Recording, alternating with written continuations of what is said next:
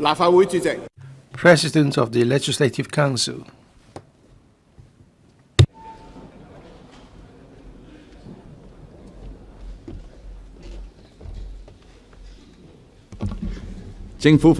Government Bill, first reading.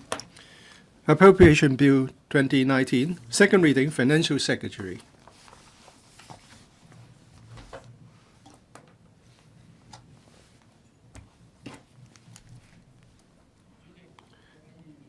Mr. President, honorable members and fellow citizens, good morning. I move that the Appropriation Bill 2019 be read a second time. This is the second budget of the current term government, my third, since I became Financial Secretary. It has been prepared against the backdrop of profound changes in the global political and economic landscape, a complicated and volatile external environment, and heightened uncertainties. As a small and totally open economy, Hong Kong has been susceptible to economic headwinds over the past few months, as evidenced by notable slacking growth and diminishing confidence of enterprises in the future outlook. Under such circumstances, it is all the more important for us to have a sound judgment of the prevailing global political economic landscape and set the direction for Hong Kong's economic development with due regard to our own strength. I'll take this opportunity to share my views in the budget. Mr. President, as every cloud has a silver lining, even though we are not out of the woods yet, we have every confidence in our future. Given the public and the business community's concern about Hong Kong's economic outlook, I prepared this year's budget along the direction of supporting enterprises, safeguarding jobs, stabilizing the economy, strengthening livelihoods. In fact, to support the implementation of various measures, including those proposed in the policy address, I would provide new resources ready for use of about $150 billion in this budget, with additional resources earmarked for various purposes. This demonstrates our determination to enhance public services, support enterprises, relieve people's burden, and invest for the future. Resources will be allocated as appropriate to support these measures. I'll provide detail in the ensuing parts of my speech. The global economy expanded throughout 2018, with stronger growth momentum during the first half of the year. The momentum was checked by brewing trade tensions and other unfavorable conditions in the second half of the year. Production and trading activities in Asia saw notable growth for most of the year, but significantly weakened towards the year-end. Affected by the external environment, Hong Kong's total exports of goods had an annual growth of 3.5% in real terms, but the growth in the fourth quarter decelerated, resulting in a slight year-on-year decrease of 0.2%. Exports of services also moderated in the latter half of the year, though an overall growth of 4.9% was recorded for 2018. Domestic demand remained largely stable, contributing favorably to the labor market with solid rises in wages and earnings underpinning consumption. Private consumption expenditure grew by 5.6% in real terms for the year, but slowed down through the year amid adjustment in asset prices and increasing external uncertainties. Although investment expenditure registers a growth of 2.2% in real terms for the year, a number of surveys have reflected the weakened business sentiment in Hong Kong recently. Under mounting external pressures, Hong Kong's economic growth moderated from 4.1% in the first half of 2018 to 2.1% in the second half of the year, with growth for the fourth quarter at a mere 1.3%, the lowest since the first quarter of 2016.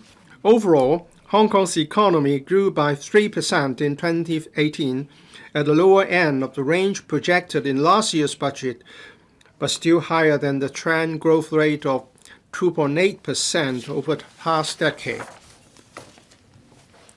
The labor market remained tight, with the unemployment rate remaining at 2.8%, the lowest level in more than 20 years. Total employment sustained growth and salaries increased continuously in real terms.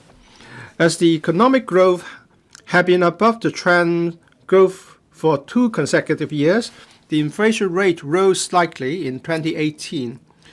Netting out the effects of the government's one-off measures, the underlying inflation rate was 2.6%, up by 0.9 percentage points from 2017. Revised estimates for 2018-19. The 2018-19 revised estimates on government revenue is $596.4 billion, lower than the original estimate by 1.3% or $8.1 billion. This is mainly due to the lower than expected revenues from land premium and stamp duties, while revenues from profits tax and salaries tax are higher than the original estimate by $16.1 billion. Revenues from stamp duty and land premium have always been highly susceptible to market fluctuations and therefore volatile. The revenue from land premium is $115.9 billion, $5.1 billion less than the original estimate, mainly due to the unsuccessful tendering of two sites in the year. Stamp duty revenue is $80 billion, $20 billion less than the original estimate, attributed to smaller than expected trading volumes brought by adjustments in the property and stock markets over the year. As for government expenditure, the revised estimate is $537.7 billion, 5.6%, or $31.9 billion lower than the original estimate. This is mainly because the expenditure on certain policy initiatives and public works projects were lower than the original estimates. All in all, I forecast a surplus of $58.7 billion for 2018-19. Fiscal reserve are expected to reach $1,161.6 billion by the 31st of March 2019. The civil service establishment increased by 6,700 posts in this financial year, representing a growth of 3.7%, higher than the average growth of 1 to 2% over the past decade. One of the main reasons is the additional manpower requirements arising from the commissioning of several boundary control points. Economic prospects for 2019 and medium-term outlook. Looking ahead for 2019, the global economy, beset with considerable uncertainties and downward pressures, has abruptly turned from synchronized, robust growth early last year to the current synchronized slowdown. Market sentiment has become increasingly cautious. The International Monetary Fund, IMF, lowered its global economic growth forecast for 2019 twice in the past 5 months, from 3.9% down to 3.5%, an indication that the slowdown risk should not be ignored. The U.S. economy was affected by an array of factors, such as the escalated trade conflict since the fourth quarter of last year and the normalization of interest rates, leading to heightened financial market volatility. Economic growth is expected to slow down in 2019. The Brexit deadlock and the lingering risk of a hard Brexit have cast a dim light on the economic performance of the UK post-Brexit. The Eurozone economy has also slackened, with year-on-year growth of only 1.2% in the fourth quarter of last year, and a further weakening in both economic activities and confidence indicators in recent months. In Asia, Japan's economy markedly weakened in the second half of 2018 due to natural disasters and slackened external demand, with a year-on-year growth close to zero. The growth for this year is forecast to be somewhat slow. Meanwhile, Singapore, Taiwan, and Korea also saw slower growth momentum. We anticipate the growth in these high-income economies will remain modest this year. As for India and emerging economies in the Association of Southeast Asian Nations, ASEAN, although their exports may be constrained by external factors, domestic demand would remain steady and sustain growth in 2019. The mainland economy is also slowing down. A 6.4% growth was recorded in the fourth quarter of last year, with the annual growth rate reducing to 6.6%, close to the full-year growth target of about 6.5%. This year, export growth may further slacken due to external uncertainties.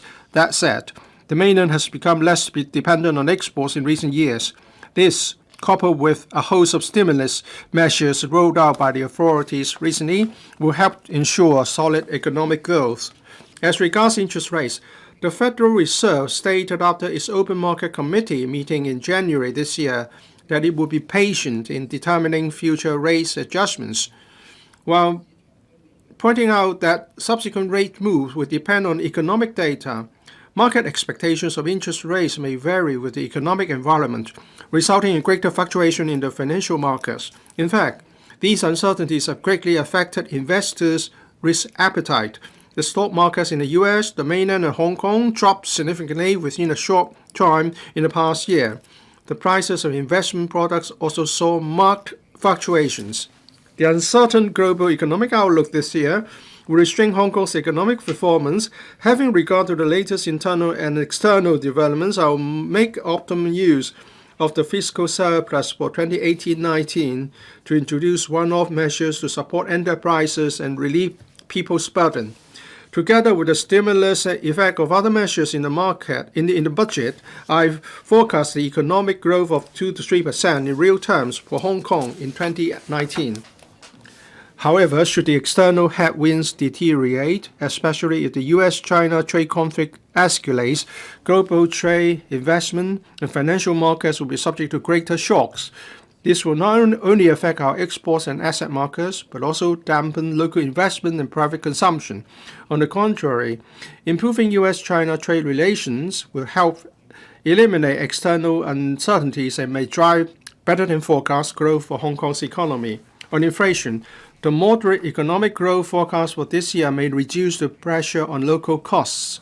Pressure on local rentals eased recently and may also contribute to a lower headline inflation rate.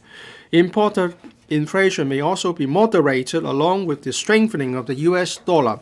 Taking various factors into account, I forecast that the headline inflation rate and the underlying inflation rate for 2019 will both be 2.5%. For the medium term, the average growth rate is forecast to be 3% per annum in real terms from 2020 to 2023, slightly higher than the trend growth of 2.8% over the past decade, while the underlying inflation is expected to average 2.5% per annum. The above medium-term forecast is made on the assumption that there are no severe external shocks during the period. However, the external environment is still impeded by headwinds.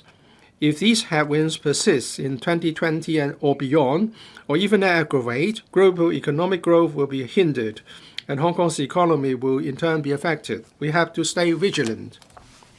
Global political and economic landscape.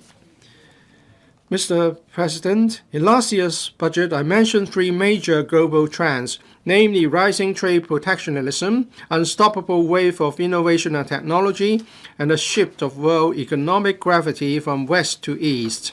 The changes over the past year have unveiled a new situation, new landscape, a new norm of global politics and economics. We must analyze and study these to identify the positioning and further direction of Hong Kong when considering the way forward for our economic and social development. US-China relations. First, the US-China trade conflict over the past year has revealed the underlying differences between the two sides, which include technological matters as well as other more deep-seated considerations. While it would be encouraging if the trade issues could be resolved to some extent, their deep-rooted differences may remain. The fluctuating US-China relations may turn the global economy volatile for some time. Furthermore, trade conflicts would undermine multilateralism and the free trade regime, with far-reaching implications on the global governance system and international order. The future global industry setting will also be changed by the new trade regime and relationship. International cooperation. Second, the rise of nativism and populism in various countries have brought changes to their political scene, affecting their foreign and economic policies. Such development undermines the growth of multilateral free trade and affects international trade flows. The financial tsunami in 2008 was the most severe economic crisis since the Great Depression in the 1930s. Thanks to the concerted global effort, the world successfully averted catastrophic consequences and the global economy gradually resumed growth. However, the growth of the major advanced economies have not yet returned to the levels before the financial tsunami and still need to rely on ultra-low interest rates or unconventional monetary policies. Given that interest rates remain very low, there would be little room for introducing rescue measures if a major economic or financial crisis were to happen again. More importantly, the rise of nativism nowadays may make an international concerted effort and a swift response more difficult. Developing Asia. Third, emerging Asian economies, including ASEAN and India, have huge growth potential and present us with enormous business opportunities. With an average annual growth of 6.3% over the past 5 years, they contribute about a quarter of global economic growth. Moreover, the IMF forecasts that emerging Asian economies, excluding the mainland, will still attain a growth rate of over 6% in 2019 and 2020. In the past, the economic development of Asia was primarily based on the model of production in Asia and consumption in Europe and the US. With the emergence of a larger and richer middle class in Asia, it will not only lead to production in Asia and consumption in Asia, but also result in a growing demand for European and US consumer products from Asia in the future. In addition, due to the US-China trade conflict and the rise of protectionism, some emerging Asian economies will benefit from the changing pattern of the global supply chain. Hong Kong must ride on these new developments, leveraging our strengths at the Supply Chain Management Center and Trade Center in Asia. 4. National development. Fourth, China's 40 years of reform and opening up has not only transformed its economy and society, but also made it the second largest economy in the world and the main engine of global economic growth. This is a remarkable achievement. Since the 19th National Congress of the Communist Party of China, the mainland has been steering its economy from rapid growth to high-quality development. The mainland is seeking to change its mode of development, optimize the economic structure, and identify new growth engines. We should pay particular attention to the following areas in which our nation is pushing ahead in full steam. A. Intensify supply chain structural reform, accelerating the development of advanced manufacturing and promoting deeper integration of the Internet, big data, and artificial intelligence with the real economy. B. Using innovation to foster economic development with emphasis on its scientific research and technology applications. C. Building a strong domestic market with domestic consumption remains the main engine of economic growth. D. Implementing the Greater Bay Area Development and the Belt and Road Initiative. And E. Pursuing further reforms and opening up to stabilize foreign businesses and investments and promoting the new direction of two-way opening up with equal emphasis on going global and attracting foreign investment to boost two-way investment and trade flows between China and other countries. As seen from the above, although the mainland is facing a complicated external environment and its economic development is encountering challenges, we should focus on the long-term trend and recognize that our country is in an era of strategic opportunities which offer promising development prospects in the long run. Fifth, the rapid development of INT is ushering in a new era. Not only does it reshape production and business models, but also brings significant changes to our daily lives and consumption. For example, artificial intelligence may bring significant breakthroughs in advanced areas such as healthcare. However, some of our jobs may be replaced, causing a blow to the labor market. While we benefit from the convenience and opportunities brought by the rapid development of INT, we should be well prepared for the change by making corresponding adjustments in areas such as development of industries, education and vocational training. Direction of Hong Kong's economic development. Mr. President, while we are amidst a new situation, new landscape, and new norm of global politics and economy, we should maintain a clear and flexible mind, underlying the unique positioning of Hong Kong, grasping the opportunities, leveraging on and giving full play to our strengths. Our economic development relies heavily on service industries, in particular, financial services, tourism, trading and logistics, and professional business support services are the pillars of our economy and employment, collectively accounting for over 57% of our GDP in 2017. These service industries share one thing in common, that is, they are highly susceptible to changes in the external economy. Any economic downturn in the major markets will deal a direct blow to these service industries and hence Hong Kong's economic outlook. As such, I believe Hong Kong should endeavor to diversify its economy. Apart from strengthening the industries currently enjoying competitive edges, we should identify new areas of growth by vigorously developing emerging industries. This will not only broaden the foundation of economy, but also provide a wider range of quality employment opportunities for young people to unleash their potential. Owing to the lack of natural resources and high land and production costs, it's difficult for Hong Kong to revert to labor-intensive production industries or pursue land-demanding economic activities.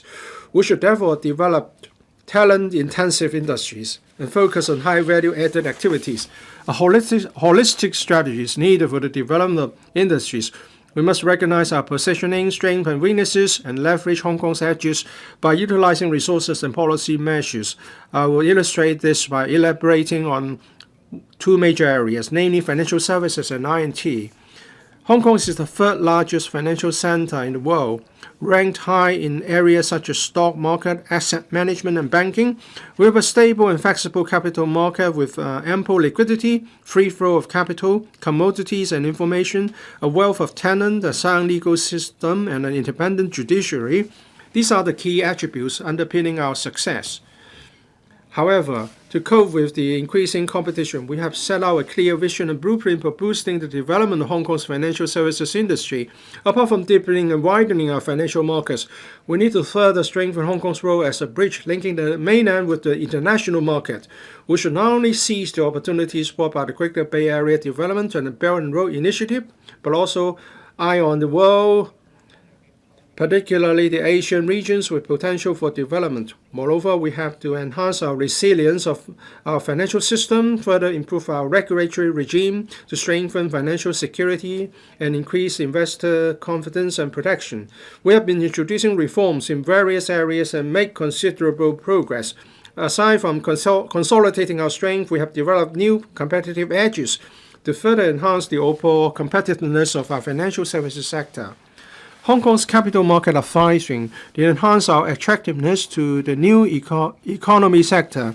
The Stock Exchange of Hong Kong launched a new listing regime last April, under which emerging and innovative enterprises with greater voting rights structure, as well as pre-revenue or pre-profit biotechnology companies are allowed to list in Hong Kong.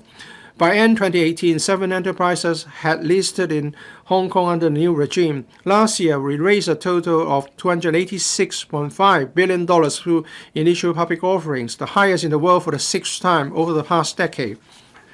The government has introduced a host of measures to promote the development of Hong Kong's bond market. These include launching the pilot bond grant scheme to encourage enterprises to issue bonds in Hong Kong, as well as offering tax concessions to attract more investors to our bond market. To improve the quality of listed companies, legislation was enacted in January this year to expand the remit of the Financial Reporting Council, FRC, enhancing the independence of the regime for auditors of listed entities and strengthen investor protection. I've decided to increase the amount of seed capital for the FRC to $400 million to help it migrate to the new regime and exempt the levy under the new regime for the first 2 years. Green finance. There's now a global shift towards sustainable development. To promote the development of green finance in Hong Kong and diversification of related products, the government rolled out the Green Bond Grant Scheme last year to attract organizations to arrange financing for their green projects through our capital markets and encourage them to make use of the green finance certification services in Hong Kong. We are glad to see that many local, mainland, and even international organizations, such as the World Bank, the Asian Development Bank, and the European Investment Bank, have chosen to issue green bonds in Hong Kong.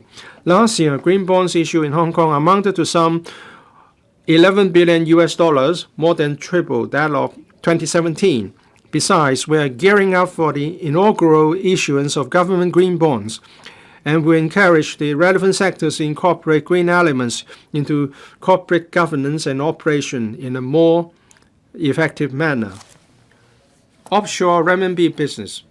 Hong Kong is a global offshore renminbi RMB business hub and the world's largest offshore renminbi liquidity pool, processing more than 70% of RMB transactions globally. We are also one of the busiest RMB foreign exchange trading centers. With the advantages of well-established market system and financial infrastructure, close tie with the mainland market, and the support of the central government, Hong Kong is set to become a premier platform for international investors to access the mainland market and allocate RMB assets. In collaboration with the industry and the mainland authorities, we continue to explore expansion of the channels for two-way flow of cross-boundary RMB funds. This will give us further room for excelling in our distinct role in the mainland's gradual liberalization of the capital account, internationalization of RMB, and integration of global financial markets. Will continue to contribute to our country in opening up its financial market in an orderly manner. Apart from developing Hong Kong's capital markets, we have also been actively promoting mutual access with the mainland. This will not only benefit our financial services industry, but also contribute to the two-way opening up of the mainland market to the world. The Shanghai Hong Kong Stock Connect, the Shenzhen Hong Kong Stock Connect, the Bond Connect, as well as the mutual recognition of funds arrangement are important milestones of mutual access between the capital markets of Hong Kong and the mainland. We'll continue our efforts to increase the quota for and expand the scope of mutual access, as well as to extend the Bond Connect to cover southbound trading. The weighting of China A shares in various international indices has been increasing since its inclusion into MSCI, FTSE, Russell's, etc. in 2018. Rising international investment inflow into the mainland's capital markets will help enhance Hong Kong's role as an offshore intermediary risk management center for the mainland's capital markets, thereby promoting the development of more financial products and services. Wealth and asset management industry. Hong Kong has an unparalleled edge in developing asset management business. We're one of the leading international wealth and asset management centers in Asia. In 2017, the total value of assets managed by Hong Kong's asset management industry amounted to over $24 trillion. Over 2,200 public funds were approved for distribution in Hong Kong last year. The Greater Bay Area development will bring enormous business opportunities for Hong Kong. In recent years, private equity funds are developing rapidly in the global market, drawing in the capital, talent, and expertise necessary for the business development of a large number of business entities, technology companies, and startups, while driving demand for related professional services such as management, accounting, and law. The related economic activities brought by the operation of private equity funds also create business opportunities in the service industry, in particular conference and exhibition, hotel, and tourism. Following the implementation of open-end fund company regime in July 2018, we're now studying the establishment of limited partnerships regime for private equity funds, with a view to providing the industry with more fund structure choices. We also study the case of introducing a more competitive tax arrangement to attract private equity funds to set up and operate in Hong Kong. Starting from the 1st of April this year, different types of onshore and offshore funds meeting certain conditions will be eligible for profits tax exemption. As regards fund distribution channels, following the agreements with the mainland, Switzerland, France, and the UK and Luxembourg, we will continue our work on mutual recognition of funds arrangement with other jurisdictions to broaden the distribution network of local fund products. A hub for regional headquarters. Having more enterprises outside Hong Kong to establish their regional headquarters here will help consolidate Hong Kong's status as an international financial center and expand the size of our treasury market. Last year, the total number of companies with regional headquarters in Hong Kong increased to over 1,500, representing a year-on-year growth of over 8%. Besides, more and more mainland enterprises have chosen Hong Kong as a platform for their businesses to go global. Given that many multinational corporations co-locate their corporate treasury centers or CTCs with their regional headquarters, we have been offering tax concessions to qualifying CTCs since 2016. The government will continue to enhance the relevant tax measures to strengthen our competitiveness. Insurance industry. Hong Kong's insurance industry is well developed and is an integral part of our diversified financial businesses. We are committed to promoting Hong Kong's role as an international risk management center and helping the industry seize the business opportunities brought by the Greater Bay Area Development and the Belt and Road Initiative. In fact, businesses such as captive insurance, reinsurance, and marine insurance have considerable development potentials in Hong Kong. To promote their development, we have introduced relevant taxation and regulatory measures. For example, last year, we amended the legislation to extend the 50% tax concession for captive insurance companies' businesses to cover both offshore and onshore risks, with a view to drawing more enterprises to set up captive insurance companies in Hong Kong. Moreover, the government will propose legislative amendments to provide tax concessions for marine insurance and the underwriting of specialty risks, and allow for the formation of special purpose vehicle companies specifically for issuing insurance-linked securities. We will continue to look into measures that are conducive to the development of the industry. Financial technologies. There are currently over 550 financial technologies or fintech companies in Hong Kong with wide business coverage. We have been keeping up our efforts to provide a conducive environment for mainland overseas fintech companies and attract them to Hong Kong. Last year saw significant progress in the application of fintech. The Faster Payment System, or FPS, and the Common QR Code Standard for Retail Payments launched by the Hong Kong Monetary Authority, or HKMA, in September 2018 has received overwhelming response. The government is planning for the use of the FPS to provide the public with greater convenience in paying taxes, rates, and water charges. The Transport Department, the Immigration Department, and the Leisure and Cultural Services Department will examine the feasibility of accepting payments through the FPS at their shop counters on a pilot basis. The HKMA will shortly issue virtual banking licenses. Banks will also implement the open application programming interface functions in phases. These will bring more innovative banking services to the public. The Insurance Authority, or IA, also approved the first authorization of virtual insurers last December, marking a new chapter for insurance technology development in Hong Kong. On the regulatory front, the Securities and Futures Commission, or SFC, announced a new regulatory approach for virtual assets in November 2018 with a view to exploring ways for encouraging market innovation while protecting investors. Moreover, the HKMA and the SFC are making use of the Global Financial Innovation Network to share with other regulators the experience and knowledge in relation to the supervision of fintech applications. Talent training.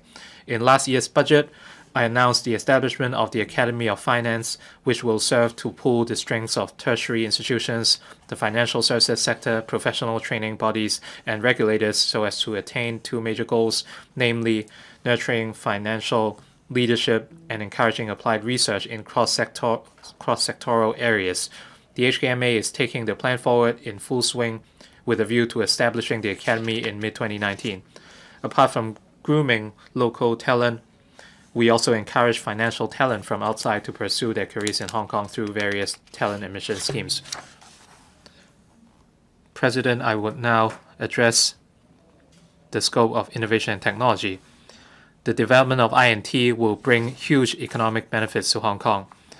The intellectual property so generated can be commercialized to drive ancillary economic activities, thus creating quality employment opportunities and enabling people to live comfortably by adopting new technology. The current term government spares no effort in promoting I&T development, focusing on 4 areas, namely biotechnology, artificial intelligence, smart city, and fintech. I have allocated sufficient resources with a commitment of over $100 billion so far. To develop I&T, we need a robust ecosystem, and the government aims to establish through various I&T policy initiatives. We have stepped up support for the scientific research and I&T sectors by developing I&T infrastructure, promoting research and development, or R&D, pooling talent, supporting enterprises, and promoting reindustrialization. All these efforts have brought significant enhancements to the local I&T ecosystem. Developing innovation technology infrastructure. One cannot make bricks without straw. We need quality infrastructure to attract I&T talent and facilitate the operation of I&T enterprises. In last year's budget, I allocated $3 billion to the Hong Kong Science and Technology Parks Corporation, or HKSTPC, for constructing R&D infrastructure and facilities such as laboratories. The construction of some facilities has commenced and they will gradually come into operation. Meanwhile, Stage 1 of the Science Park expansion program is also underway. It will provide an additional floor area of around 74,000 square meters upon its scheduled completion this year. The Hong Kong STPC is also working in full swing to develop a data technology hub and an advanced manufacturing center in Cheung Kwan O Industrial Estate to support and promote smart production activities and high-end manufacturing industries, which have great demand for data services. The two projects are expected to be completed in 2020 and 2022, respectively. Meanwhile, Cyberport has built a digital technology ecosystem with over 1,200 companies and startups and nurtured over 500 startups after years of growth. I will earmark $5.5 billion for the development of Cyberport 5. This will serve to attract more quality technology companies and startups to set up their offices in Cyberport and provide a pathway for young people to pursue a career in INT. The expansion project is expected to provide about 66,000 square meters of floor area and include facilities such as offices, co-working space, conference venues, and data service platforms. We will proceed with the statutory town planning procedures with a view to commencing construction in 2021 for completion in 2024 at the earliest. The Hong Kong Shenzhen Innovation and Technology Park at the Lok Ma Chau Loop will become the base camp for INT development in Hong Kong. In last year's budget, I set aside $20 billion for the park's first stage construction works, which is now in good progress. Our target is to make the first batch of land available by 2021 for Phase 1 superstructure development. The park will provide essential infrastructure for the sustainable INT development in Hong Kong. I will allocate additional resources to ensure timely development of the park as a world-class R&D hub. Promoting research and development. R&D is the foundation of the development of INT. Hong Kong enjoys a unique edge in this area. To promote local R&D activities, we injected $10 billion into the Innovation and Technology Fund, or ITF, last year to support the continued operation of existing ITF funding schemes and introduce various new initiatives.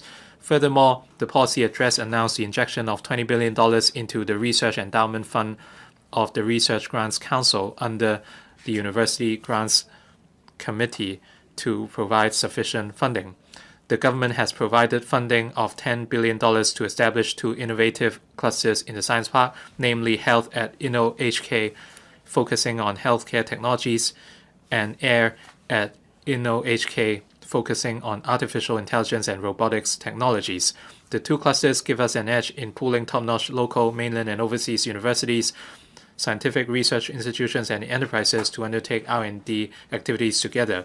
They can also seek research funding from the ITF. A number of leading universities like Harvard University, Stanford University, Imperial College London, University College London, and Johns Hopkins University have expressed interest in joining the two clusters and collaborating with local universities. In respect of applied R&D, funding for technology transfer offices of designated universities, the Technology Startup Support Scheme for Universities, state key laboratories, and Hong Kong branches of the Chinese National Engineering Research Center will be doubled to support more R&D work and the realization of R&D results. An additional sum of not less than $800 million will be provided over 5 years, starting from 2019 to 20. Technology enterprises are essential drivers of a technology-based economy. To encourage more enterprises to engage in R&D in Hong Kong, the government has provided a two-tiered enhanced tax deduction for eligible R&D expenditure of enterprises incurred after the 1st of April 2018.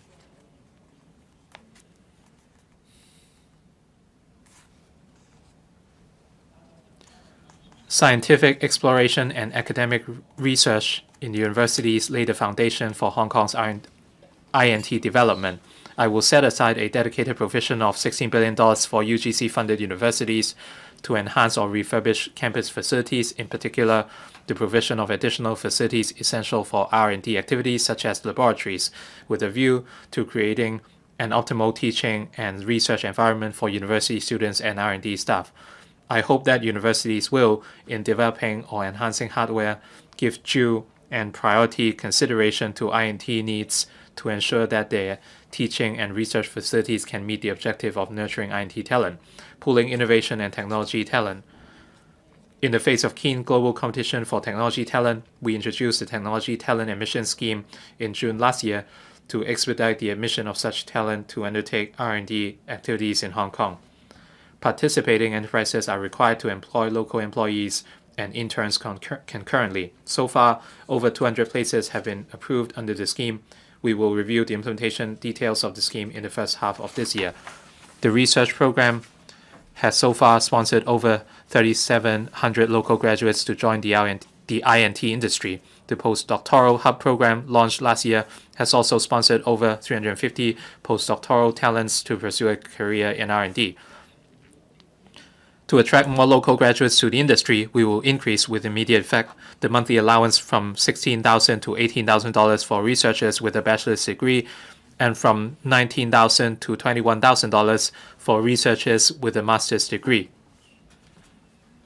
We will also extend the funding period of both the researcher program and the postdoctoral hub program from 2 years to 3 years with immediate effect. This means R&D institutes or enterprises can hire relevant R&D talents for 3 years, which give them ample time for demonstrating their professional strengths in R&D projects.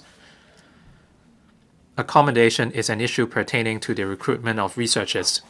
The HK STPC is constructing an inner cell which will offer about 500 residential units with flexible design to tenants, incubatees, or visiting researchers in the science park. This project is expected to be completed by 2021. To pave the way for nurturing local technology talents, we will also encourage the promotion of popular science education in schools. I will deploy $500 million to implement the IT Innovation Lab in secondary schools program in the coming 3 school years. Each secondary school benefiting will be granted $1 million to procure the necessary information technology equipment and professional services and organize more relevant extracurricular activities to deepen students' knowledge of cutting-edge IT, such as artificial intelligence, blockchain, cloud computing, and big data, with a view to helping young people build a good IT foundation early during their secondary school years. In addition to financial support, the Office of the Government Chief Information Officer, or OGO, will set up a one-stop professional support center to provide assistance. Supporting technology enterprises. Technology enterprises and startups in particular are an integral component of the INT ecosystem, with an important role in facilitating commercialization and application of R&D results, as well as developing innovative ideas. In 2014, we launched the Technology Startup Support Scheme for Universities, which has so far supported 188 startups established by university teams to venture beyond their campus. Some of the funded startups have secured investment exceeding $300 million. I will raise the maximum annual funding for each university from the existing $4 million to $8 million starting from 2019 to 20 to better nurture university startups. Last year, I reserved $7 billion for the HKSTPC to enhance support for its tenants and incubatees, with part of the funding dedicated to expand incubation program. The program has been well received, with over 120 applications so far. Besides, the Corporate Venture Fund, or CVF, launched by the HKSTPC in 2015, co-invests on a matching basis with angel investors or venture capital funds in tenants and incubatees of the science park. The CVF has already committed the entire fund of $50 million to invest in 9 projects and acted as a catalyst in attracting more than $670 million from co-investors. Building on the success, the HKSTPC will expand the CVF to $200 million to support the growth of its tenants and incubatees. In last year's budget, I injected $200 million into Cyberport to enhance the support for its tenants and startups. In this connection, Cyberport has increased the financial subsidy under its incubation program to $500,000 and introduced the Overseas Mainland Market Development Support Scheme to offer an additional subsidy of $200,000. Moreover, Cyberport launched the Easy Landing Scheme to attract multinational corporations to set up offices and R&D units in Cyberport through rental concessions. To encourage private investments in local I&T startups, the government set up the $2 billion Innovation and Technology Venture Fund to co-invest in local I&T startups together with venture capital funds. We selected a total of 6 co-investment partners in mid-2018 and have been receiving co-investment proposals. Promoting reindustrialization. The policy address proposed allocating an additional $2 billion for the HKSTPC to build dedicated facilities required by the advanced manufacturing sector in industrial estates to facilitate more manufacturers to set up operations in Hong Kong. We plan to inject $2 billion into the ITF for launching a reindustrialization funding scheme to subsidize manufacturers on a matching basis to help them set up smart production lines in Hong Kong.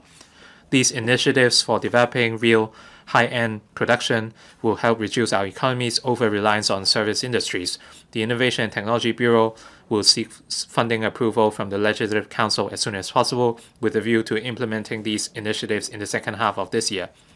I visited 5 local R&D centers last year to see for myself their work on applied R&D. I'm impressed with the immense potential Hong Kong has in pursuing the commercialization of R&D results and technology transfer in areas such as advanced materials, nanotechnology, microelectronics, etc., which can boost the development of industries and reindustrialization. The Committee on Innovation, Technology and Reindustrialization, which I chair, will explore appropriate measures for promoting the development in this regard. Other supporting measures. The government is striving to remove unnecessary constraints for I&T development and create more opportunities for the procurement of I&T products and services. We will introduce a pro-innovation government procurement policy this April so that innovative proposals stand a better chance of winning government contracts. The Policy Innovation and Coordination Office has started reviewing existing laws which are outdated and impede I&T development. President, we are now in an excellent position to promote I&T development and are presented with unprecedented opportunities arising from the Greater Bay Area development. From the perspective of regional development, with our strong R&D capabilities, world-class universities, advantages as an international and market-oriented economy and robust intellectual property protection regime, Hong Kong serves as an I&T pioneer in the region. On the other hand, with a sizable market, the Greater Bay Area offers more cooperation opportunities for local I&T enterprises, as well as capabilities in commercializing R&D results and advanced manufacturing. We can promote technological collaboration, interaction among industries, and productization of scientific and technological achievements, thereby facilitating the development of the Greater Bay Area into an international I&T hub.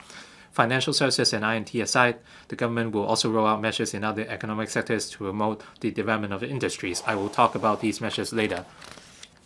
Expanding market coverage. Hong Kong is a fully open economy. Diversification is the key to sustain our economic vibrancy. We also need to expand our market coverage to create more room for development.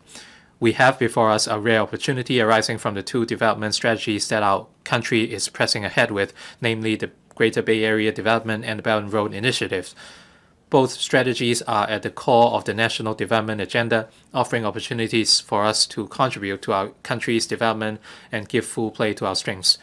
The Greater Bay Area Development is an important part of the national strategy to promote coordinated regional development. This also creates golden opportunities for Hong Kong to explore new directions, open up new horizons, and add new impetus. With the population of 70 million and an aggregate GDP roughly the size of Korea, the Greater Bay Area presents us with enormous business opportunities in close proximity to us. The outlined development plan for the Guangdong, Hong Kong, Macau Greater Bay Area promulgated last week is a milestone setting out the development directions for the Greater Bay Area up to 2035. The development plan identifies Hong Kong, Guangzhou, Shenzhen, and Macau as the 4 core cities as well as core engines for regional development. Hong Kong positioned as international financial, transportation and trade centers as well as an international aviation hub in the Greater Bay Area will strengthen its roles as a global offshore renminbi business hub and an international asset and risk management center, and will devote great efforts to develop I&T industries as well as international legal and dispute resolution services. With all these advantages, we will seize the opportunity and make dedicated efforts to promote development in the Greater Bay Area to enhance its global competitiveness. The gradual development of the Belt and Road into an economic and trade cooperation corridor spanning Europe, Asia, and Africa has resulted in strengthening ties between different regions along the route. This will create greater room for Hong Kong's economic and social development. We are seeing positive outcomes in areas such as supporting industries in exploring markets, establishing business matching platforms for enterprises, and encouraging our professional services sector to participate in Belt and Road projects. Hong Kong has been serving as the premier platform for helping mainland enterprises go global and bringing in foreign investment. Our well-developed fundraising and insurance markets will enable us to serve as a financing and risk management center for Belt and Road infrastructure projects. The Infrastructure Financing Facilitation Office under the HKMA is committed to promoting infrastructure finance and information exchange. The SFC has also set out the factors to be considered when reviewing listing applications of infrastructure companies, providing a clear guideline for them to seek listing here. Hong Kong is an international financial, trade, maritime, and professional services center. The government will continue to encourage the mainland and other Belt and Road economies to leverage on our strengths, including our professional services and talent. The policy address indicated support for the development of a dispute resolution online platform by non-governmental organizations to enhance the development of law tech in Hong Kong and consolidate Hong Kong's position as an international dispute resolution services center. The NGO concerned is preparing for the development of a cross-boundary, efficient, secure, and cost-effective platform for the provision of online arbitration and mediation, as well as smart contract and related services. I will provide $150 million to support the development and initial operation of the platform. The platform will benefit local micro-enterprises and SMEs, as well as those in the Belt and Road economies, members of the ASEAN and beyond, and facilitate deal-making as well as dispute avoidance and resolution. The government's role. The government strives to expand our market coverage to create business opportunities for enterprises. In the past year, we continue to expand our Free Trade Agreement, or FTA, and Investment Promotion and Protection Agreement networks to provide protection for Hong Kong businesses to explore markets and invest in outside markets, and for foreign businesses to do the same in Hong Kong. Hong Kong has signed 3 FTAs with 12 economies since this term of government took office. Our FTA negotiations with Australia and the Maldives were concluded last year. Our discussions with the UK on the proposals for closer economic ties are underway. We are exploring an FTA with the 4 members of the Pacific Alliance, namely Chile, Colombia, Mexico, and Peru. We also plan to seek accession to the Regional Comprehensive Economic Partnership after completion of negotiations between ASEAN and relevant economies. We have also been actively expanding our network of comprehensive avoidance of double taxation agreements, or CDTAs, to enhance our business environment and draw in investment. Taking into account the CDTAs concluded with India and Finland last year, we have already signed CDTAs with 40 tax jurisdictions, of which 13 are among Hong Kong's major trading partners and accounting for 73% of our total value of trade in 2017. Our target is to bring the total number of our CDTAs to 50 in the next few years. The government is also committed to expanding its Economic and Trade Office, or ETO, network to strengthen external promotion, thereby exploring new business opportunities for Hong Kong enterprises. At present, the government has 2 ETOs in ASEAN, one in Jakarta and the other in Singapore. With the establishment of the Bangkok ETO, we will forge stronger economic and trade ties with ASEAN. We are making good progress in our negotiations with the United Arab Emirates government to set up the Dubai ETO. We will also continue our discussion with the governments of India, Korea, and Russia on the detailed arrangements for setting up ETOs in their territories.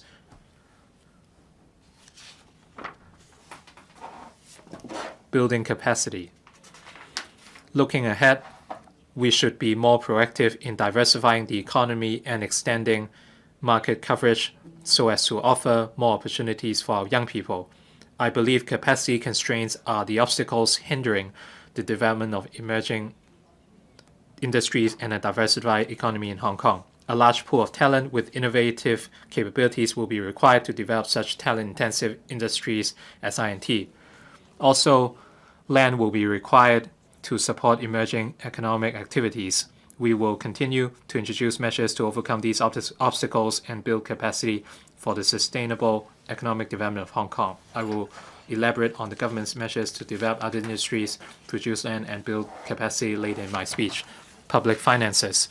During the budget consultation, many people told me that they are concerned about whether the government will tighten its spending or launch stimulus measures amid the economic slowdown and uncertain outlook. I believe the government should continue to allocate resources to improve and enhance public services. Hence, in formulating this year's budget, I have adhered to the new fiscal philosophy of the current government of adopting forward-looking and strategic financial management principles to invest for Hong Kong and relieve people's burden on the premise of ensuring healthy public finances. Since taking office, the current government has launched a series of measures to improve people's livelihood. Operating expenditure for 2018-19 increased by 17.2%, with an increase in total government expenditure by 14.2%. The operating expenditure for the new financial year will further increase by 15.4%, demonstrating the government's determination to optimize the use of resources, develop our economy, and improve people's livelihood. Public expenditure will account for about 22% of our GDP during the 5-year period up to 2023 to 24 in the medium-range forecast. Optimal use of fiscal reserves. As I mentioned just now, our fiscal reserves are expected to reach $1,161.6 billion at the end of this financial year. The government established the housing reserve in 2014 with the investment income from the fiscal reserves to support the development of public housing and related infrastructure. The current accumulated balance of the housing reserve, which is kept separately from the fiscal reserves, is $82.4 billion. On the other hand, the balance of the Hong Kong Housing Authority in the coming few years is expected to exceed $40 billion. There will be no need to draw on the housing reserve in the foreseeable future. I also appreciate views in the community that keeping the housing reserve outside of the fiscal reserve may not fully reflect the government's financial position. Hence, I will bring back the housing reserve to the fiscal reserves. At the same time, I will earmark the same amount in the fiscal reserves for public housing development to demonstrate the government's firm commitment. To avoid distorting the government's financial position in a particular year, the money to be brought back will be spread over the current term of government until 2022 to 23, that is, over 4 financial years. Future Fund. The government set up the Future Fund in 2016. In its first 2 years of operation, the fund achieved a composite rate of return of 4.5% and 9.6% respectively. To further optimize the use of the fund, I will invite several experienced persons in the financial services sector to advise me on the fund's investment strategies and portfolios to achieve more diversified investments. The objective is to enhance return while also consolidating Hong Kong's status as a financial, commercial, and innovation center and raising Hong Kong's productivity and competitiveness in the long run. Tax policy. In the light of Hong Kong's robust economic performance and healthy public finances over the past few years, we have the capacity to introduce various tax measures to enhance our competitiveness and ease the tax burden, in particular for small and medium enterprises and the middle class. In the face of a diversifying economy, the government will continue to introduce tax measures strategically to enhance our competitiveness and stabilize our revenue. I will transfer the tax policy unit currently under the Financial Services and the Treasury Bureau to come directly under the Financial Secretary's office and provide additional resources as and when necessary. Relieving people's burden. I am very concerned about the tax burden on salary earners. On salaries tax, apart from the one-off tax concessions proposed in my previous 2 budgets, I have also raised various allowances and deduction ceilings, widened and increased the number of tax bands, and adjusted the marginal tax rates.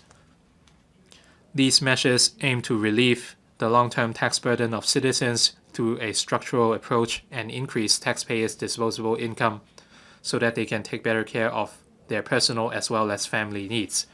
I have also proposed tax deductions for eligible voluntary health insurance products, deferred annuity premiums, and mandatory provident fund voluntary contributions as incentives for the public to get financially prepared for healthcare and retirement needs. Having regard to the economic outlook in the coming year and the government's fiscal position, I'll introduce a series of relief measures including A.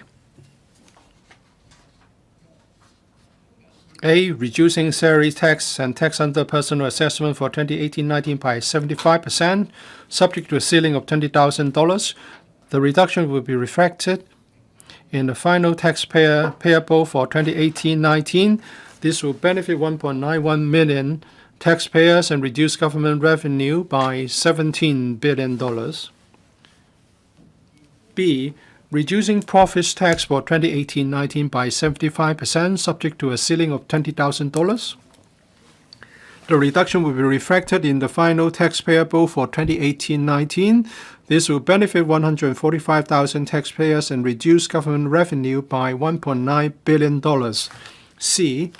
Waiving rates for 4 quarters of 2019-20, subject to a ceiling of $1,500 per quarter for each rateable property. This proposal is estimated to benefit 3.29 million properties and reduce government revenue by $15 billion. D. Providing an extra allowance to Social Security recipients equal to 1 month of the standard rate comprehensive Social Security assistance payments, OH allowance, OH living allowance, or disability allowance. This will involve an additional expenditure of about $3.84 billion. Similar arrangement will apply to the recipients of the Working Family Allowance and Work Incentive Transport Subsidy, involving an additional expenditure of about $149 million. E. Providing to each student in need a one-off grant of $2,500 to support learning, involving in an expenditure of about $890 million. F. Paying the examination fees for school candidates sitting for the 2020 Hong Kong Diploma of Secondary Education examination, involving an expenditure of about $116 million. And G. Providing on a one-off basis an additional $1,000 worth of vouchers to the elderly eligible for the Elderly Health Care Voucher Scheme, involving an expenditure of about $1.02 billion. The accumulation limit of vouchers will also be raised from $5,000 to $8,000 to allow users greater flexibility. The Food and Health Bureau is reviewing the scheme to ensure that it can better serve the needs of the elderly. The findings will be announced upon completion of the review. Support for enterprises. Recent changes in the global economic and trade environment have affected Hong Kong enterprises, especially those engaging in external trade and SMEs. I will introduce measures to support local enterprises in tiding over uncertainties in the present environment, with a view to achieving our goal of supporting enterprises, safeguarding jobs, and stabilizing the economy. They include A. Waiving the business registration fees for 2019-20, benefiting 1.4 million business operators. This will reduce government revenue by $2.9 billion. B. Regularizing the technology voucher program and rolling out enhancement measures, including doubling the funding ceiling for each enterprise from $200,000 to $400,000 to encourage the wider adoption of technology by local enterprises to improve their efficiency and services. C. Injecting another $1 billion into the dedicated fund on branding, upgrading, and domestic sales BUD fund this year, following the injection of $1.5 billion last year. D. Following the extension of the geographical scope of the BUD fund from the mainland to ASEAN countries in August 2018, to further extend the scope to include all economies which have entered into an FTA with Hong Kong, thereby enabling enterprises to take advantage of the FTAs to explore new markets and new business opportunities. E. Following an increase in the funding ceiling per enterprise under the BUD fund from $0.5 million to $2 million last year, to further increase the ceiling to $3 million this year, including $1 million for the mainland market and $2 million for other FTA markets. And F, to help SMEs facing liquidity problems, we implemented enhancements to the special concessionary measures under the SME Financing Guarantee Scheme operated by the Hong Kong MC Insurance Limited last November, including reducing the guarantee fee rates by 50%, increasing the maximum loan amount to $15 million, and lengthening the maximum loan guarantee period to 7 years. We also extended the application period of the special concessionary measures. I've decided to further extend the application period of the special concessionary measures under the scheme and the 3 enhancement measures mentioned above to the 30th of June 2020. With uncertainties prevailing in the global political and economic scenes, we need to get prepared at all times. I will keep a close watch on the external and local economic situation and introduce appropriate measures when necessary to support enterprises and stabilize the economy. Budget measures for 2019-20. Developing the economy. In addition to financial services and the I&T, as mentioned earlier, the government will strive to develop other economic sectors with a view to assisting enterprises and exploring new business opportunities, driving sustainable economic development, and providing broader pathways for our next generation to realize their potential. International Transportation Center.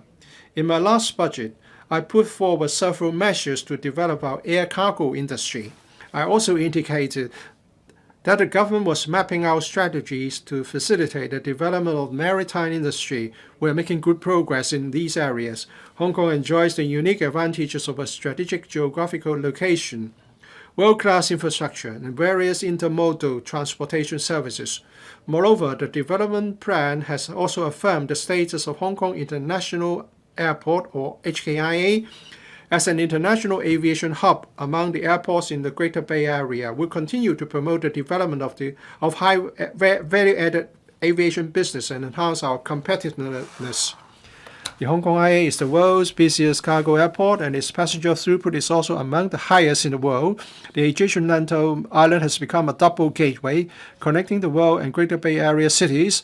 Upon the commissioning of Hong Kong-Zhuhai-Macau Bridge, HZMB, the government has invited the Airport Authority Hong Kong to submit a proposal for the topside development at the HZMB Hong Kong Boundary Crossing Facilities Island. It is hoped that the topside development, together with the 3-runway system and other development projects and facilities at the airport island, would produce synergy and render Lantau an aerotropolis connecting the Greater Bay Area and the world. In addition, the government has offered a profits tax concession to aircraft leasing and related businesses. The measure has been well received by the market since its introduction. A number of large-scale aircraft leasing companies have negotiated or reached deals with airlines around the world through Hong Kong. On maritime transport, despite declining container throughput in recent years, we still have considerable advantages in our maritime tradition, geographical location, as well as shipping, registration, financial, and legal services. Hong Kong has a vibrant maritime services cluster with over 800 maritime companies providing ship agency and management, ship brokering, marine insurance, as well as marine law and arbitration services. Hong Kong is also a ship finance center in the region. Shipping loans and advances in Hong Kong have been more than double in the past 10 years. In the face of keen competition, we must leverage our advantages to seize the business opportunities brought by the Greater Bay Area development and the Belt and Road Initiative for the continuous development of high value-added maritime services. Ship leasing is an emerging business model of ship finance.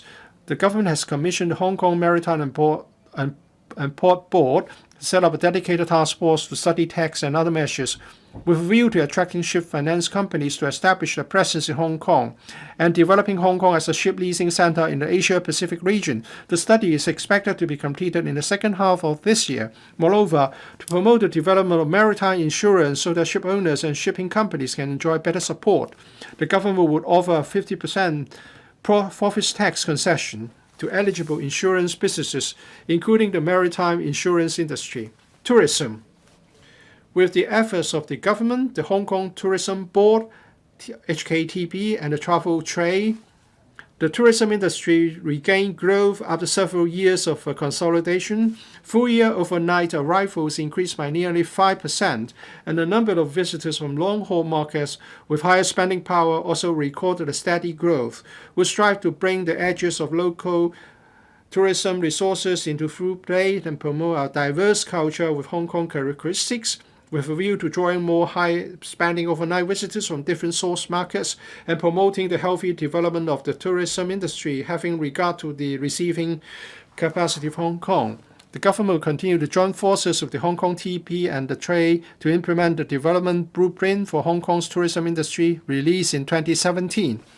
I will allocate an additional sum of around $353 million to enable the HKTP to set up promotion of Hong Kong's image as a premier tourism destination, entice visitors to experience Hong Kong's local culture in different districts, and enhance publicity on Hong Kong's major festivals and events, etc. Various new initiatives will be rolled out, including enhancing the capability of Wong Ping Nature Center in providing hiking information for visitors, improving the facilities of country trails in the vicinity, and commissioning a consultancy study for enhancing the facilities of the Hong Kong Wetland Park. B. Allocating additional funding to the Travel Industry Council of Hong Kong to encourage the development of more thematic tourism products, organize business forums or business cooperation and exchange activities outside Hong Kong, and provide training subsidies for practitioners to enhance service quality of the trade. And C. Commissioning a consultancy study on strategies and initiatives to promote smart tourism in Hong Kong and enhance visitors' traveling experience through the application of technology. We extend the official landing page progressively to all boundary control points. The Tourism Commission will continue to work with the OGCIO to provide free Wi-Fi service at tourist hotspots. Hong Kong's creative industries, blessed with a wealth of talent, are emerging industries worthy of vigorous development. Following the injection of $1 billion into the Create Smart initiative, the government will inject another $1 billion into the Film Development Fund in 2019-20 to help the local film industry thrive further. This will bring the new resources we devoted to the creative industry to a total of $2 billion within 2 years. A manifestation of the government's determination to developing the creative industries in Hong Kong will make optimum use of the funding to enhance talent grooming and support for novices, promote startups, tap new markets for the industries, and build local branding for relevant sectors to facilitate long-term development of the film industry. With the injection of new funds, we'll upscale the 6th First Feature Film Initiative by doubling the number of winning teams to 6 and increasing funding up by about 50%, thereby giving new impetus to the Hong Kong film market. We also raised the production budget limit of the Film Production Financing Scheme to $60 million and the maximum subsidy for each film to $9 million to support local mid-budget film productions.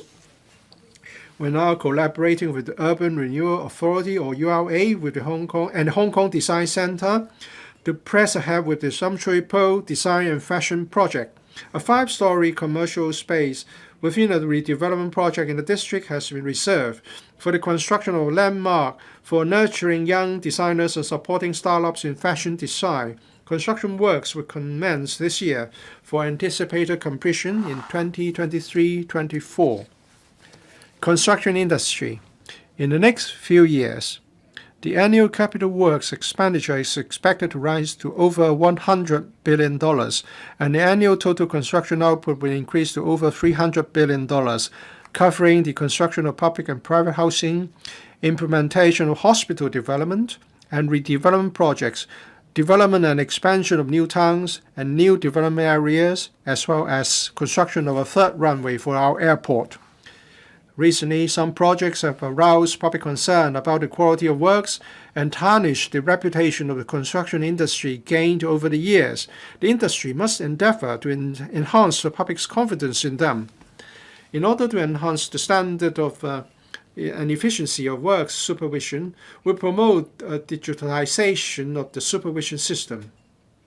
Pilot projects will be launched to motivate site supervisors and contractors to use innovative technology to collect real-time data on site environment and works progress for record, monitoring, and analysis purposes. The Development Bureau will set up a task force to plan and coordinate interdepartmental work in this regard. We also upgraded the Project Cost Management Office and renamed it as the Project Strategy and Governance Office for implementing strategic initiatives and enhancing capabilities in cost surveillance and project governance. We also adopt a holistic approach to strengthen cost management and uplift the performance of public works projects. Moreover, the Development Bureau is gearing up for the establishment of a Center of Excellence for major project leaders to equip public officers with more innovative minds and enhance leadership skills for delivering public works projects. We've earmarked $40 million for the first 3 years of operation of the center and plan to offer courses starting from mid-2019. In view of the challenges of labor shortage and an aging workforce in the construction industry, and a keen demand for skilled workers arising from infrastructure development projects in the short to medium term, I will allocate $200 million to expand the apprenticeship scheme for the construction industry to cover more trades with manpower shortage and increase the allowances for new trainees pursuing one-year full-time programs to encourage and attract in-service workers to pursue continuing education. Besides, the government will lead the construction industry to implement Construction 2.0 for improving productivity, quality, safety, and environmental performance of the industry by advocating innovation, professionalization, and revitalization. A livable city. People work hard every day to enhance their quality of life. We will also strive for economic development to make Hong Kong a more ideal place for living. The government will continue to make good use of our resources to achieve this goal and serve people's needs. Land resources. I will ensure that adequate resources are provided to support fully the short, medium, and long-term measures to increase land and housing supply. Over the past 2 years, we increased short-term land supply, full land sale, rezoning, railway property development, and projects of the URA, etc. 78 sites were identified, capable of providing 93,000 units. The estimated public housing production for the next 5 years is about 100,400 units, including about 74,200 units for public rental housing, and under the Green Form Subsidized Home Ownership Scheme, and about 26,300 other subsidized sale units. Housing land supply increased steadily in the past few years. In 2018, 21,000 private residential units were completed, a record high in 14 years. The supply of first-hand private residential units is expected to remain at a relatively high level in the coming 3 to 4 years.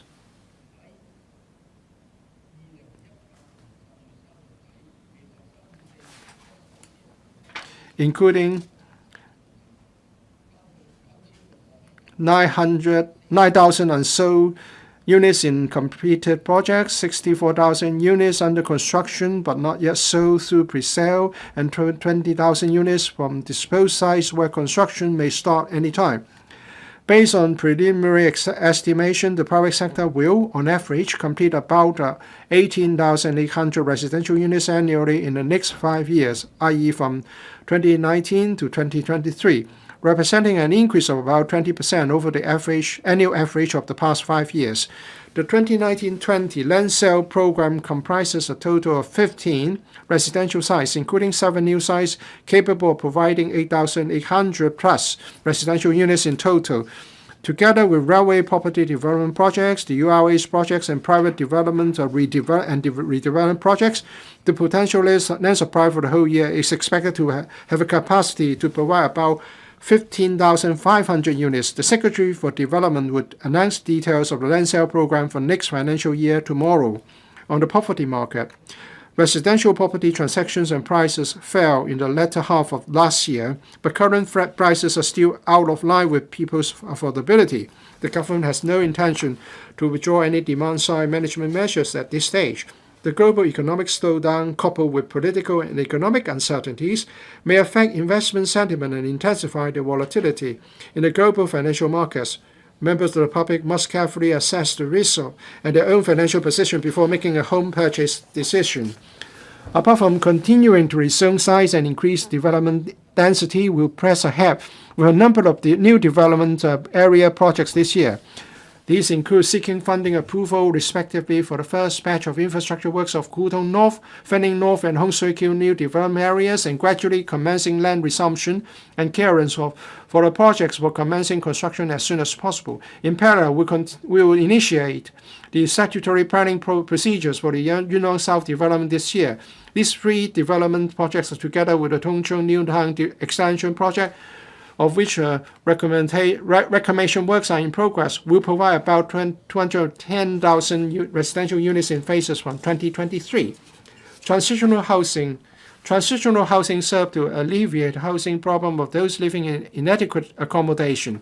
To facilitate community-initiated transitional housing projects, the Transport and Housing Bureau (THB) has set up a task force to coordinate and provide one-stop service. The task force will work with relevant bureaus and departments to render appropriate assistance. I'll set aside $2 billion to support NGOs in constructing transitional housing.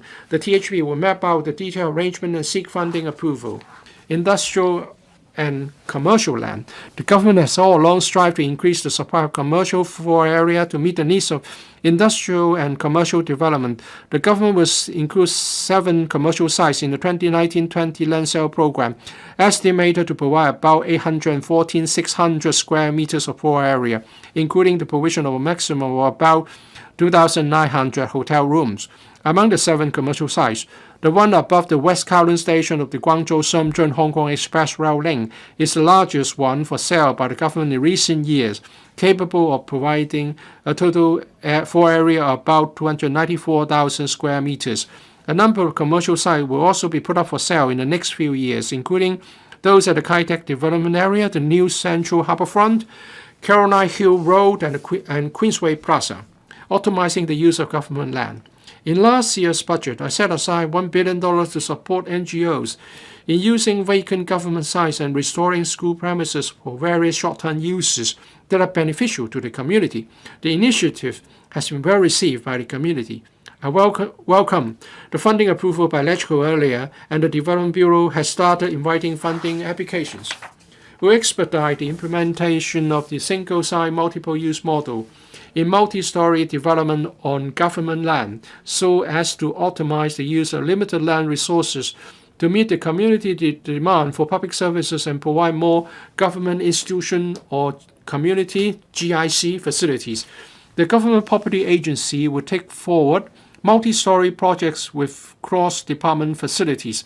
Moreover, the Planning Department will tighten the reservation of a government site by any single department and recommend a higher development density as appropriate to optimize the development potential of government land.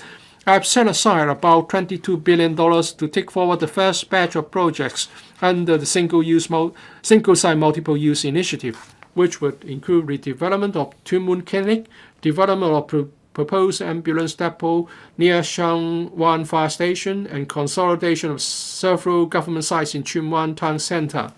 Long-term land development. Last week, the government announced full acceptance of the recommendations tendered by the Task Force on Land Supply to take forward 8 land supply options. I'll ensure that adequate resources are provided for the purposes. The Steering Committee on Land Supply, which I chair, will be restructured to strengthen the coordination of land supply. Priority will be accorded to a number of strategic issues. These include using a vision-driven and forward-looking approach in realizing our vision, reassessing our land demand and setting the target of land reserve, and adopting an infrastructure-led and capacity-building mindset in planning strategic transport infrastructure. So long as we make concerted efforts and persevere in our endeavors, we can resolve the problem of undersupply and provide sufficient land for the long-term development of Hong Kong. Land out tomorrow. Land out tomorrow is a grand vision. The government would take forward the projects concerned in phases to open up more land for improving our living environment and quality, as well as meeting the need for social development. Apart from providing an ample supply of land, Land out tomorrow entails the construction of strategic road and rail networks linking the coastal areas of Tuen Mun, North Lantau, artificial islands in the central waters, and Hong Kong Island South.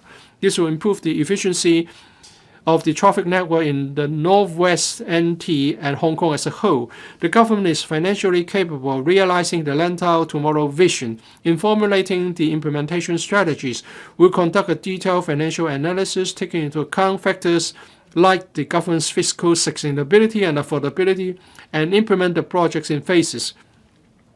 Regarding the construction of the 1,000-hectare artificial islands near Khao Yi Chau and the related major transport networks, the government will kick off studies as soon as possible. As to the study on nearshore reclamations covering Lung Ku Tan, Sunny Bay, and Siu Ho Wan, the government plans to apply for funding approval within this year.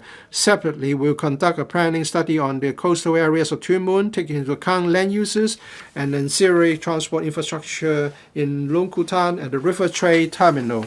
Healthcare. Our healthcare and supporting teams in the private sector have been safeguarding the health of the community with professionalism and passion. Yet surges in demand, coupled with manpower and facility constraints, have added to their workload. They are no doubt hard-pressed. In last year's budget, I proposed a second 10-year hospital development plan and measures to strengthen the healthcare manpower training, which aim to take forward long-term planning to meet growing service demand. We have tentatively included 19 projects under the second 10-year hospital development plan, providing about 9,000 additional hospital beds. The 9 projects under the first 10-year hospital development plan have already commenced and made good progress. Meanwhile, the government will provide sufficient resources to support the operation and development of the public healthcare system. The estimated recurrent government expenditure on public healthcare services will increase by 10.9% to $80.6 billion in 2019-20, accounting for 18.3% of the total recurrent expenditure. Hospital Authority. Our public healthcare system comes under even greater pressure in each outbreak of influenza. The long waiting time at the accident and emergency departments and the overloaded occupancy rates of wards have given rise to wide public concern. The Hospital Authority HA, our frontline public healthcare provider, must properly plan and manage public hospital services and take timely and effective measures to cope with influenza surge and other possible public health challenges so as to live up to the expectations of the public. The government will provide resources to fully support the work of the HA. In view of the heavy workload of frontline healthcare workers, I have earlier asked the HA to propose ways to boost morale and retain talent. Having regard to the concrete recommendations from the HA, I'll provide additional recurrent funding of over $700 million for the HA to introduce the following measures. A. Increasing the rate of allowance for on-call medical officers, the rate of special honorarium scheme allowance, and the salary of ward supporting staff. B. Increasing the number of advanced practice nurse posts to enhance evening ward services. C. Increasing the number of allied health professional posts to improve promotion prospects. And D. Allocating additional resources to continue implementing the special retired and rehire scheme. The HA will strive for early implementation of the above measures in 2019-20 to benefit its frontline staff. The HA spends on average about $1 billion each year for upgrading and acquisition of medical equipment. I'll earmark an additional $5 billion for the HA to expedite the work in this area so as to enhance the healthcare quality and efficiency. The additional resources will be used for general medical equipment, introducing advanced medical devices for treating cancer and other diseases requiring specialty services, as well as providing relevant training. To facilitate resource planning by the HA, the current term government has adopted a triennial funding arrangement to increase progressively the recurrent funding for the HA, having regard to population growth and demographic changes. In view of the importance of public health care, I'll earmark $10 billion to set up a public health care stabilization fund so as to prepare for any additional expenditure which may be incurred by the HA in case of unexpected circumstances. Subsidizing drug treatments. I'll provide an additional recurrent subvention of $400 million for the HA to expand the scope of the drug formulary with a view to including more drugs for patients. The HA's total expenditure of drugs will increase to $6 billion in 2019-20, complemented by the new measures to relax the means test mechanism for the Samaritan Fund and the CCF. This will alleviate the financial burden of patients' families arising from drug expenses. In addition, the HA has increased the frequency of the exercise for including self-financed drugs in the safety net to twice a year, hence shortening the lead time for including suitable new drugs in the scope of subsidy. With these measures in place, the total subsidy under the Samaritan Fund and the CCF medical assistance programs will double to $1.5 billion in 2019-20, benefiting more needy patients. Primary health care. The government will allocate resources to push ahead with district-based primary health care services to enhance public awareness of disease prevention and their self-health management capabilities. Hong Kong's first district health centers, DHC, located in Kwai Ching, is expected to commence operation from the third quarter of this year. I have earmarked over $150 million to meet the operating expenditure and staff costs of the center, and will continue to provide resources needed for the future expansion of network of DHCs. Hong Kong Genome Project. The policy address announced the launch of the Hong Kong Genome Project to promote the clinical application and innovative scientific research on genomic medicine. I will allocate about $1.2 billion to establish the Hong Kong Genome Institute and take forward the project, under which 40 to 50,000 whole genome sequencing will be performed in the next 6 years. Smart City. The government published under the Hong Kong Smart City Blueprint in December 2017. A number of major initiatives were launched, including opening up government data, formulating a pro-innovation government procurement policy, as well as launching the FPS. We will set up a smart government innovation lab this April to engage the industry and solicit their assistance in using IT to improve public services, foster public-private partnership, and create business opportunities for startups and SMEs in Hong Kong. Furthermore, we are preparing for 3 smart city infrastructure projects, including providing an electronic identity for all Hong Kong residents, installing multifunctional smart lampposts, as well as enhancing the government cloud services and building a big data analytics platform. We have allocated over $900 million to these projects, which will be completed progressively in the coming 2 years. Through collecting, processing, and analyzing geographic information, the government has acquired a large volume of relevant data. Accessibility of interconnected geospatial data can facilitate policy planning and formulation by government departments. The Development Bureau is working with the ITB and major user departments to press ahead with the setting up of the Common Spatial Data Infrastructure, or CSDI, for the consolidation, exchange, and sharing of geospatial information to tie in with the development of various smart city applications by the community. I will earmark $300 million to expedite the development of digital infrastructure with a view to facilitating the dissemination, utilization, and innovative application of geospatial data. With the CSDI coming into full operation by the end of 2022 and the high-quality 3D digital maps of the whole territory being made available in phases, more spatial data which are easier to search and use will be provided for organizations in the public and private sectors. Digital infrastructure is essential for a smart city to develop. All eyes are now on the development of the 5th-generation mobile communications technology, or 5G. With its technical characteristics of high speed, high capacity, high reliability, and low latency, 5G has immense potential for application in various business services and a smart city in the long run. The government will assign and auction spectrums in different frequency bands in batches to prepare for the development of 5G networks and services. Arts and culture. Following the grand opening of the Sichu Center last month, other major facilities in the West Kowloon Cultural District will be coming on stream. The development plans for various cultural facilities put forward in my last year's budget are also underway for the progressive commissioning of facilities in the next few years. To enrich the arts and cultural life of our city and consolidate Hong Kong's position as an international cultural metropolis, I will provide an additional funding of $176 million in total to the LCSD for hosting large-scale world-class performing arts programs and arranging telecasts of selected megashows in different places across the territory in the coming 5 years. The LCSD will also collaborate with the district councils to strengthen community arts activities in phases. To further promote the development of arts in Hong Kong, I will increase again the subvention for arts groups in 2019-20, which will involve about $54 million. The subvention, which will benefit arts groups of various sizes, the Hong Kong Arts Development Council and the Hong Kong Arts Festival Society, can be used for improving staff remuneration, encouraging artistic creation, and organizing more cultural exchange activities outside Hong Kong. The Hong Kong Film Archive under the LCSD is dedicated to preserving Hong Kong's film heritage, fostering research, and bringing film art to the community. I will allocate $20 million to employ additional technicians and acquire specialist equipment for digital conversion of sold copies of films and celluloid films in urgent need of archiving. This will enable our younger generations to learn about and appreciate the invaluable film heritage of Hong Kong. Sports. Hong Kong athletes made remarkable performance and achieved outstanding and encouraging results in major international sports events last year.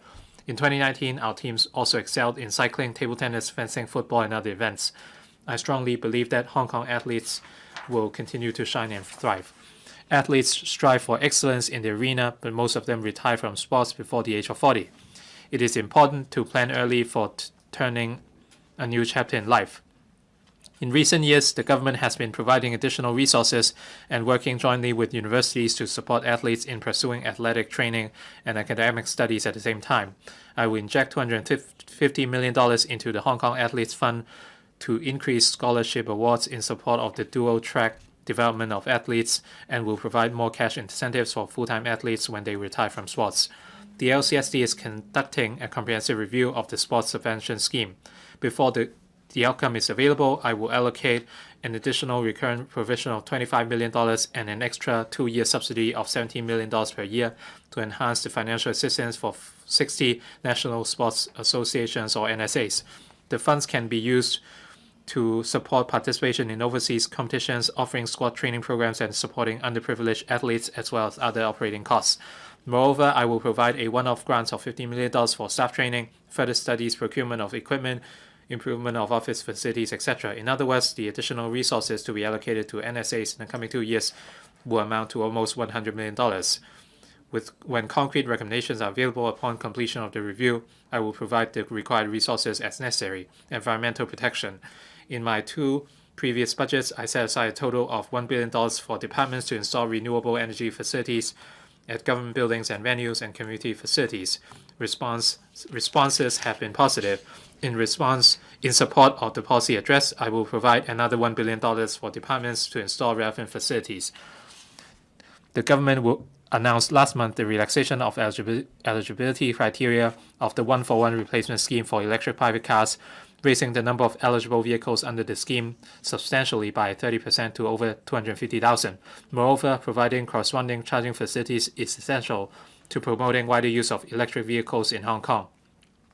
We will explore ways to encourage the installation of EV charging facilities at car parks in existing buildings.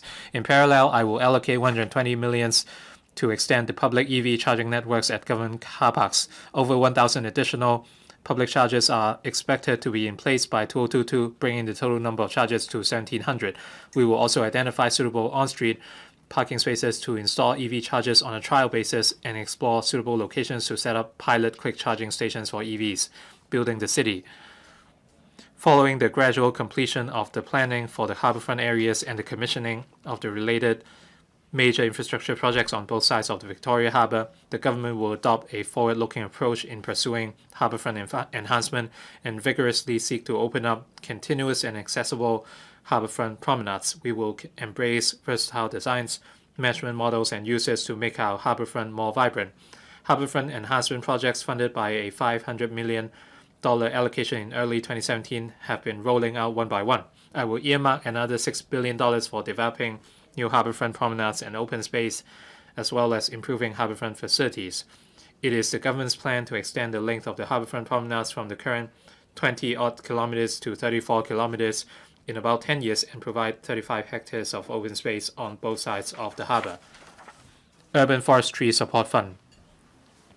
To strengthen public education and promotion on proper tree care and uplift the professional standards of practitioners, I propose to set up a $200 million Urban Forestry Support Fund for the implementation of various initiatives. These include encouraging students to pursue studies in arboriculture and rolling out arboriculture and horticulture trainee programs, as well as providing more training and internship opportunities for new recruits to tie in with the specification of competency standards for the arboriculture and horticulture industry to be published by the end of this year as a prelude to the introduction of a future registration system for tree management personnel.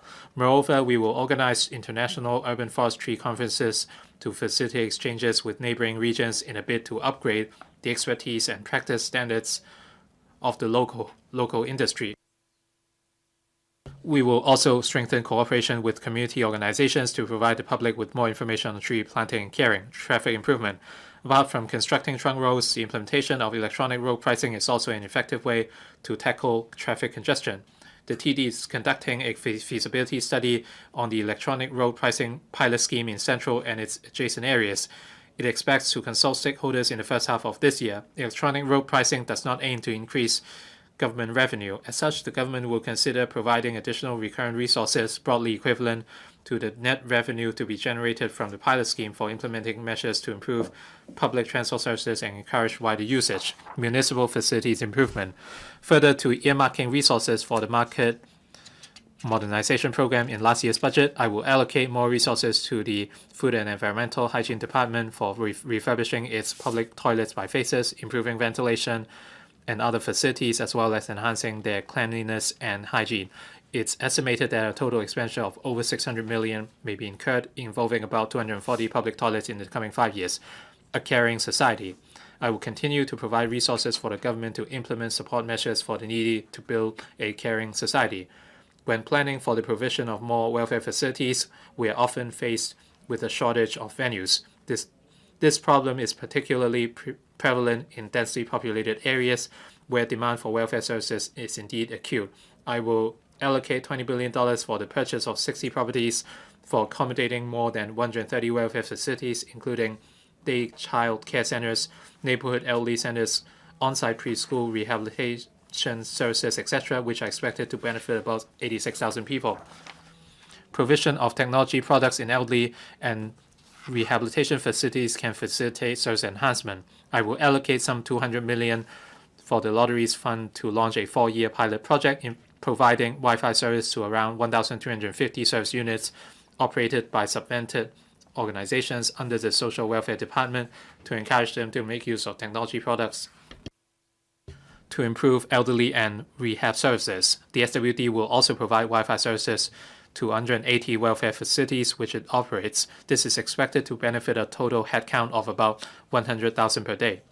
We will continue to enhance elderly services. In the next 2 years, the government expects to provide more than 500 additional residential care places and 300 subsidized daycare places for the elderly. Apart from ongoing provision of visiting medical practitioner services, the government has recently launched a 4-year pilot scheme to provide professional outreach services, including social workers and physiotherapists, etc., for some 45,000 residents in private residential care homes for the elderly. The additional recurrent expenditure for launching the new measures in 2019-20 is around 1.36 billion. As mentioned earlier, I will provide on a one-off basis an additional $1,000 worth of elderly health vouchers to benefit elderly persons. Rehabilitation services. The government will introduce measures to enhance the quality of existing rehab services to step up support for persons with disabilities. Major new initiatives for 2019-20 include increasing 835 rehabilitation service places and purchasing 300 places from private residential care homes for persons with disabilities, gradually setting up 5 additional district support centers for persons with disabilities, and 2 additional support centers for persons with autism, and strengthening the rehabilitation and support services provided by the centers by increasing the manpower of social workers and therapists. These initiatives will involve a total annual recurrent expenditure of around 290 million and benefit about 9,000 service users a year. Child and youth services. As regards childcare, the government will allocate an additional funding of about $156 million from 2019-20 onwards to increase the level of subsidy for services provided by childcare centers to alleviate patients' financial burden, improve the manning ratio of qualified childcare workers in day and residential childcare centers, and enhance training to improve service quality, and provide in phases a total of about 400 additional aided standalone childcare center places in North District, Kwun Tong, Sha Tin, Kwai Ching, and Yuen Long to provide long full-day childcare services for children aged below 3. I will also allocate additional resources to increase professional and supporting manpower for the Neighborhood Support Childcare Project to strengthen training for home-based child carers so as to enhance the quality of services. Incentive payments to these carers will also be raised. Furthermore, the government will restructure the services of the existing mutual health childcare centers and deploy additional social workers and supporting staff. The above initiatives will involve an additional annual recurrent provision of around $52 million for early identification of and to provide assistance to pre-primary children and their families with welfare needs. The government has allocated $990 million from the Lotteries Fund to launch a 3-year pilot scheme to provide social work services in phases for about 150,000 pre-primary children and their families in subsidized or aided child care centers, kindergartens, and kindergarten-cum child care centers. The first phase of services was launched in February this year. To enhance support for divorced families and their children, the government will set up 5 centers to be operated by NGOs to provide one-stop co-parenting support services from 2019 to 20 and strengthen the manpower of the SWD. These will involve an additional annual recurrent provision of about $69 million. To enhance teenagers' mental health and stress resilience, the government will implement the measure of 2 school social workers for each school in more than 460 secondary schools in Hong Kong from the 2019 to 20 school year and increase supervisory manpower accordingly. The annual recurrent expenditure involved will be about $310 million. Social enterprises. Social enterprises in Hong Kong have developed steadily in recent years. The Enhancing Self-Reliance through District Partnership Program has given impetus to the development of local SEs and delivered long-term and sustainable benefits since its launch. To render continuous support to the development of SEs and the socially disadvantaged, I will provide an additional funding of $150 million for the ongoing operation of the program. Estimates for 2019 to 20. The major policy initiatives announced in the 2018 policy address involve an operating expenditure of $75.3 billion and capital expenditure of $8.8 billion. I will ensure that adequate resources are provided to fully support the launch of these initiatives. Total government revenue for 2019 to 20 is estimated to be $626.1 billion. Earnings and profits tax is estimated to be $235.9 billion. The revenue from land premium is estimated to be $143 billion, an increase of 23.3% compared with the revised estimate for 2018 to 2019. The revenue from stamp duties is estimated to be $76 billion, a decrease of 5% compared with the revised estimate for 2018 to 19. Operating expenditure is estimated to be $501.5 billion, a year-on-year increase of 15.4% or $66.9 billion. This mainly involves an expenditure of $11.2 billion on the caring and sharing scheme last year. Recurrent expenditure, which accounts for over 80% of operating expenditure, will reach $441 billion, a year-on-year increase of 9% or $36.3 billion. In 2019 to 20, the estimated recurrent expenditure on education, social welfare, and healthcare accounts for about 60% of government recurrent expenditure, exceeding $250 billion in total. Recurrent expenditure in these 3 areas recorded a cumulative increase of 45% over the past 5 years. We will increase the manpower of all departments as appropriate in 2019 to 20. The civil service establishment is expected to expand by 3,481 posts to 191,816. This represents a year-on-year increase of about 1.8%, resuming the growth level of 1 to 2%. Taking all these into account, including bringing back $21.2 billion from the housing reserve in 2019 to 20, I forecast a surplus of $16.8 billion in the consolidated account in the coming year. Fiscal reserves are estimated to be $1,178.4 billion by the end of March 2020, equivalent to 39.4% of GDP. Medium-range forecast. The medium-range forecast projects, mainly from a macro perspective, the revenue and expenditure as well as financial position of the government from 2020 to 21 to 2023 to 24. During this period, annual expenditure on the government's infrastructure projects will exceed $100 billion, while the growth of recurrent government expenditure ranges between 5% and 8.8% per annum, higher than the average annual nominal economic growth of 5% over the same period. Regarding revenue, The land premium estimate for 2019 to 20 mainly makes reference to the land sale program and the land supply target of the coming year. The medium range forecast on land premium from 2020 to 21 onwards is based on the average proportion of land revenue to GDP over the past decade, which is 3.9% of GDP. I also assume that the growth rate of revenue from profits tax and other taxes will be similar to the economic growth rate in the next few years. In addition, as I mentioned earlier in paragraph 102, I will bring back the housing reserve with a current accumulated balance of $82.4 billion to the fiscal reserves over 4 years to better reflect the government's financial position. Based on the above assumptions and arrangements, I forecast an annual surplus in the operating account every year for the coming 5 financial years except for 2019 to 20. A small deficit would surface in the capital account in 2021 to 22 and 2022 to 23.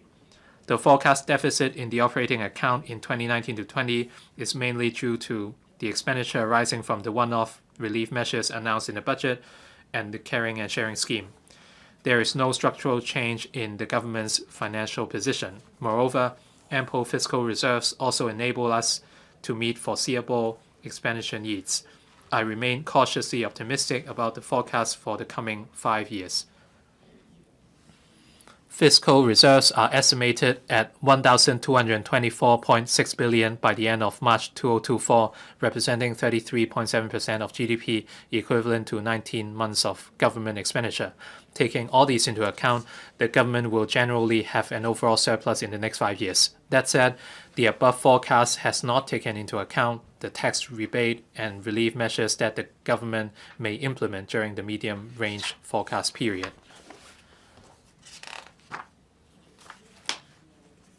President, the consultation for this budget started earlier than that for the last. Apart from holding around 40 consultation sessions to gauge views from various sectors and groups, I spent a lot of time interacting with people in the community to understand what they expect of the government and the budget. I remember that one morning when I settled my bill at a Cha Chan Tang or Hong Kong-style cafe in Hong Kong, the cashier lady told me that as the mother of a mentally handicapped child, she was acutely aware how inadequate the support was and hoped that the government would provide more care homes for people with disabilities. On another occasion, a girl from a grassroots family attended a function in my official residence. Her mother told me that she had made use of the $2,000 school expenses allowance for needy students introduced last year to enroll her child in an interest class outside school to develop her potential. She hoped that the allowance would be granted again this year. In recent months, I also exchanged ideas with public healthcare personnel on a number of occasions. I gained insight into the problems they faced and heard their suggestions on how to improve healthcare services. From these encounters, I was greatly inspired by the aspirations and strong hopes of the people I met and deeply moved by their sincerity and candidness. I set off from the bottom of my heart and listened with care. The opportunity to put forward measures that meet people's needs and expectations is what drives me in preparing this budget. However, resources are not infinite and trade-offs are inevitable. The government has to prioritize its policy initiatives by taking into account the interests of all.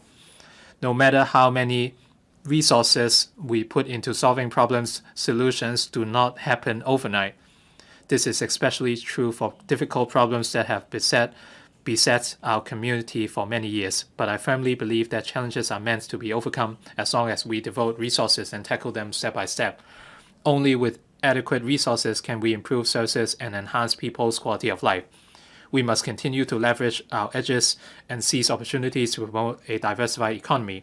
Now that the economic environment is fraught with uncertainties and challenges, we must set ourselves well prepared. Hardworking and flexible, Hong Kong people have weathered tough times and grown tougher. With confidence, hope, and concerted efforts, we will definitely be able to see the sunshine through the clouds. Thank you, Mr. President.